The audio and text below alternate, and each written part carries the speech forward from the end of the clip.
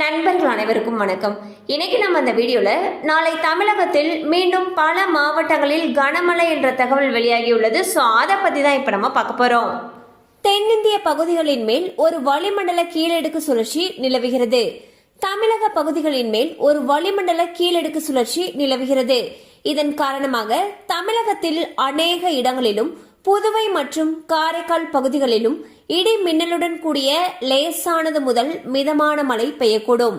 மேலும் கிருஷ்ணகிரி, தர்மபுரி, சேலம், திருப்பத்தூர், நாமக்கல், திருச்சி, திண்டுக்கல், மதுரை, தேனி, விருதுநகர், சிவகங்கை மற்றும் ராமநாதபுரம் ஆகிய மாவட்டங்களில் ஓரிரு இடங்களில் கனமழை பெய்ய வாய்ப்புள்ளது. நாளை தமிழகத்தில் ஒரு சில இடங்களிலும் புதுவை மற்றும் காரைக்கால் பகுதிகளிலும் இடி மின்னலுடன் கூடிய லேசானது முதல் மிதமான மழை பெய்யக்கூடும். மேலும் அக்டோபர் 7ஆம் தேதி முதல் 10ஆம் தேதி வரை தமிழகத்தில் ஒரு சில இடங்களிலும் புதுவை மற்றும் காரைக்கால் பகுதிகளிலும் லேசானது முதல் மிதமான மழை பெய்யக்கூடும்.